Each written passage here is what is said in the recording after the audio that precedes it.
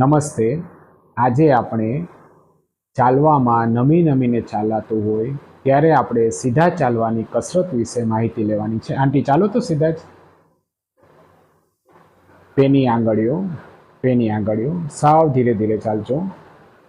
બરાબર છે. હાથે રિલેક્સ રાખજો. હાથે આગળ પાછળ કરજો, હલતા હોય એમ. પેની આંગળીઓ, જે નોર્મલ ગેટ છે, પહેલાં પેની પછી આંગળીઓ, અને ધીમે ધીમે ચાલવાથી જે આપણી પેટર્ન છે, સાવ ધીરે ધીરે ચાલવાથી પેની આંગળીઓ રાખજો આંટી.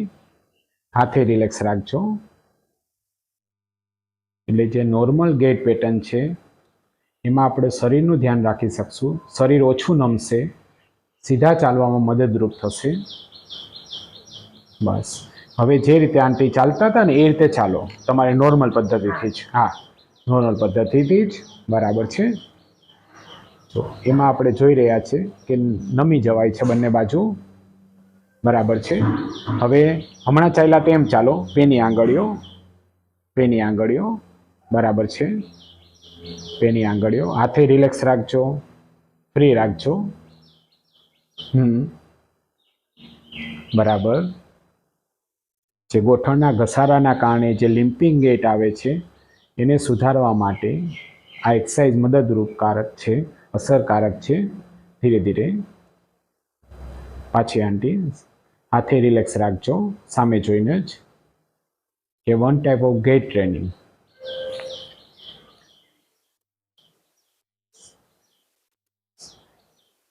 એકદમ ધ્યાનપૂર્વક. બરાબર છે. પેની આંગળીઓ, હાથે રિલેક્સ રાખીને જ. હા, હવે જેમ ચાલે છે એમ આંટી ચાલે છે. એટલે આપણે આમાં જોઈ રહ્યા છીએ કે નમી જવાય છે. બરાબર છે. હાથે રિલેક્સ રાખીને જ.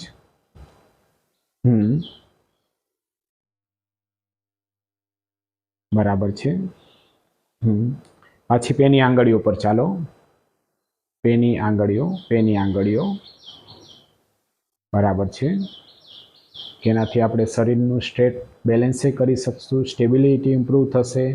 એટલે જે ચાલવાની પદ્ધતિ છે એને આપણે સુધારી શકાય છે. ધીરે ધીરે આંટી. બરાબર છે. હવે બીજી એક્સરસાઇઝ જોવાની છે. હવે દિવાલના ટેકે આંટી, સામે જોઈને જ. બંને પગ વારાફરતી ઊંચા કરીને ઉપાડીને જ મૂકજો. ધીરે ધીરે જ. બરાબર છે. ટેકાની જરૂર એટલો જ લેજો, અને ટેકો છોડીને ફાવે તો છોડીને કરી શકશો. પણ સપોર્ટની એટલે જરૂર કે તમને એવું લાગે ને ત્યારે તરત દિવાલે એક આંગળી કે એક હાથ રાખી શકાશે. ધીરે ધીરે જ બંને પગ વારાફરતી ઉપાડીને, અને જેટલું ધીમે ધીમે કરશો એટલું શરીરનું બેલેન્સ રહેશે. તમને ખબર પડશે કે એક પગ ઉપર વજન ટ્રાન્સફર થાય છે, પછી શરીર સીધું રહેશે, પછી જ બીજા પગ ઉપર વેઇટ ટ્રાન્સફર કરવાનું, વજન. બરાબર છે. હવે તમારી ડાબી બાજુ આંટી.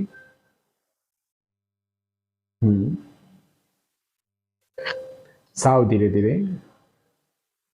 બરાબર છે. હજી થોડીક સ્પીડ ઓછી કરી શકશો આંટી. ધીરે ધીરે. હા, બસ. વાળીને ઊંચો કરીને, અને હાથ રાખેલો છે પણ વજન તો પગ ઉપર જ આપજો તમે. હા, બસ પગ ઉપર જ આપજો. બરાબર છે. ધીરે ધીરે બંને પગ.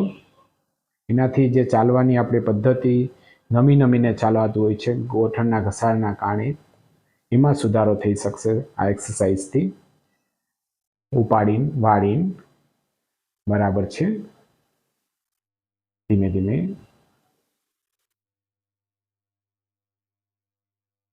આરામથી. બરાબર છે.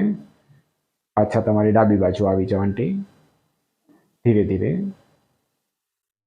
એક પગ ઊંચો થાય છે એટલે બીજા ઉપર શરીરનું વજન ટ્રાન્સફર થાય છે, બીજા પગ ઉપર. ત્યારે આપણું શરીર સ્ટ્રેટ રાખવા માટે જે હિપ એબડક્ટર છે, સાઈડના મસલ્સ થાપાના, એનો કંટ્રોલ જેટલો સારો હોય, એનામાં સ્ટ્રેન્થ સારી હોય તો આપણું શરીર ઓછું નમશે. એનો કંટ્રોલ વધારવાથી, એનો એન્ડ્યુરન્સ વધારવાથી આપણે જે નમવાની ક્રિયા છે એને ઓછી કરી શકાશે. ધીરે ધીરે આંટી. વાળીને ઊંચો કરીને જ બંને પગ. હા, બરાબર છે. બરાબર. નેક્સ્ટ બીજી જોવાની છે. હવે અત્યારે વોશ બેસીને હાથ રાખેલ છે આંટીએ અને સામે મિરર છે એટલે મિરરનો વિઝ્યુઅલ ફીડબેક આવશે, આપણે સામે જોઈને કરી શકાશે. આંટી એક પગ ઊંચો કરી રોકી રાખજો, બરાબર છે. પગ વાળવાનો છે, હા, અને રોકી રાખજો, 5-10 સેકન્ડ રાખજો અને તમે કાચમાં જોજો મિરરમાં, બરાબર છે, કે આપણું શરીર ઓછું નમે એ રીતે કંટ્રોલ કરજો, બરાબર. બીજો પગ 5-10 સેકન્ડ રોકી રાખજો આંટી, હા, અને સામે જોઈને એટલે કરવાથી કે સામે જોઈને તરત જ આપણને ખ્યાલ આવશે કે એક બાજુ શરીર નમે છે એટલે તરત જ આપણે સામે જોઈને એને સુધારો કરી શકશું કે કઈ બાજુ ન દુખે છે, થોડું દુખે છે, રોકો, સામે જોઈને આંટી. એ મિરરમાં જોવાથી આપણે વિઝ્યુઅલ ફીડબેક ગેઇન કરી શકશું, મેળવી શકશું કે સામે જોવાથી આપણને તરત જ આઈડિયા આવશે. થોડાક આંટી હવે આ બાજુ નમી જાજો, હા, જે ભાગ બહાર આવે છે ને એને ધીમે ધીમે તમારે અંદર લેવાનો એટલે તમને સમજાઈ જશે કે ના આ ભાગ બહાર આવે છે તો થોડોક સીધો થાય છે, ધીમે ધીમે, સરસ. બીજો પગ વાળજો, રોકી રાખજો અને હાથના ટેકાની જરૂર એટલો આપણે ટેકો રાખજો તમે આંટી. તમને એમ લાગે કે શરીર નમે છે એટલે ટેકો આપવાનો, એટલે ટેકો આપવાથી આપણું શરીર સીધું રહેશે. પછી થોડોક જેમ જેમ દિવસો જશે એમ એમ ટેકો આપણે ઓછો કરી શકશું. શરીર સીધું રહેવાથી આપણે ટેકાની જરૂર નથી. રોકી રાખજો 5-10 સેકન્ડ આંટી, રાખજો, બરાબર. ધીરે ધીરે એટલે વિઝ્યુઅલ ફીડબેક આપણે ગેઇન કરી શકશું કે સામે જોઈને આપણે ટાર્ગેટ ફૂલી કરવાની છે કે મારું પોસ્ચર સીધું રહે એ રીતે પગ ઊંચો કરવાનો છે, એટલી જ મુવમેન્ટ નીચે લેજો. બીજો પગ કરજો આંટી, રોકો, રોકી રાખજો, બરાબર છે, સામે જોઈને જ શરીર સ્ટ્રેટ એ રીતે, બરાબર. ધીરે ધીરે, બસ. હવે એક સીધા ચાલી લો હોલમાં ખાલી એક રાઉન્ડ, આરામથી પેની આંગળીઓ ધીરે ધીરે ચાલજો. એટલે આ રીતની આપણે 3 એક્સરસાઇઝ જોઈએ. ગેટ ટ્રેનિંગનો પ્રકાર છે કે this type of exercise should be helpful for reducing limping gait and improving normal gait pattern. એટલે આ રીતની એક્સરસાઇઝથી આપણે વારંવાર ચેન્જીસ જે ગેટ પેટર્ન છે એમાં ફેરફાર આપણે થઈ શકે છે અને સાયન્ટિફિકલી છે અને બાયોટેકનિકલી છે. આરામથી પેની આંગળીઓ આંટી ધીરે ધીરે જ. આ વિડીયો સાંભળવા જોવા માટે ખૂબ ખૂબ ધન્યવાદ. થેન્ક યુ વેરી મચ આંટી, તમને સમય કાઢવા માટે પણ થેન્ક યુ.